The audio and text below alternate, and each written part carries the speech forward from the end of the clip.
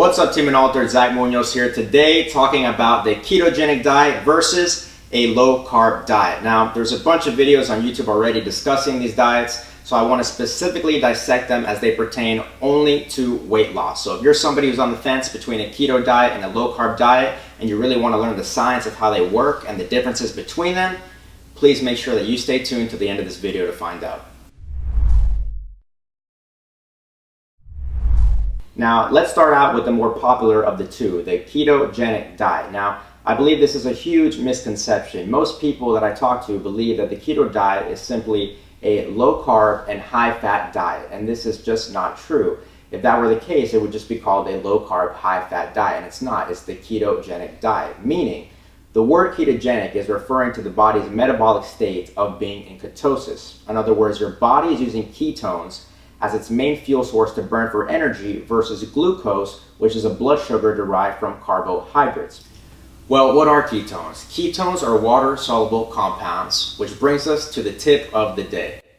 Now, it's extremely important that you are having adequate amount of water when you're trying to follow a ketogenic diet because ketones are water-soluble, meaning that they cannot be absorbed by the body and effectively used as an energy source unless you are having adequate amount of water. Generally, it is recommended that you have at least a gallon of water a day to support being in ketosis. If you don't have enough water, then you can put yourself at risk for having severe headaches, low energy, inability to sleep. As a matter of fact, I personally recommend taking a BCA supplement while you're following a ketogenic diet so that you can still support your workouts with enough energy to keep you going. As a matter of fact, you can check out our 100% unaltered BCAs at unalteredathletics.com. We'll even throw a 10% discount in the description so that you can use that as well.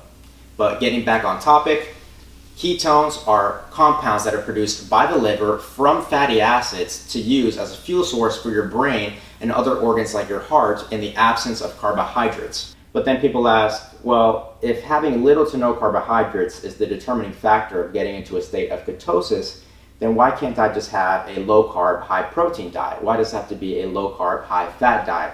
And that is a great question, and there's two reasons to this. The first reason is that fat is a lot more calorically dense than protein. It just is what it is. Fat has 9 calories per gram versus protein that only has 4 calories per gram. So as we can see, fat provides actually over double the amount of calories on a per gram basis than protein does. So it gives you a lot more energy.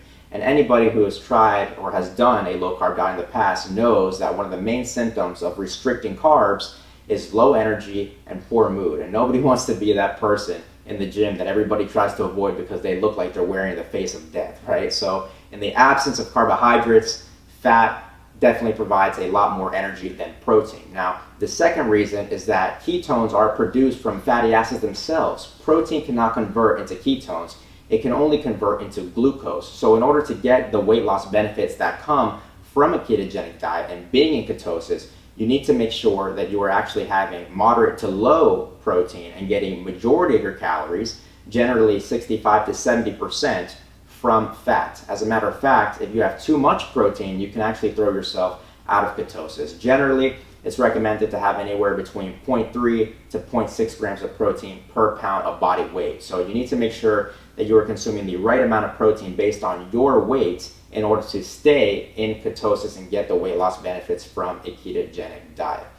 So the main difference between a ketogenic diet and a low carbohydrate diet is the fact that a keto diet requires a lot more fat, usually 65 to 70% of your daily calories coming from fat, versus a standard low carbohydrate diet that is just manipulating carbs versus really focusing on fats and proteins. And it's relative to what low carb is to you, right? In other words, if you're somebody who's used to having 300 grams of carbs per day, then just having 100 grams of carbs per day is low carb to you, but it's not low enough to get into that state of ketosis where you're having 25 grams or even 0 grams of carbohydrates per day. So that is the main difference between a keto diet and a low carb diet.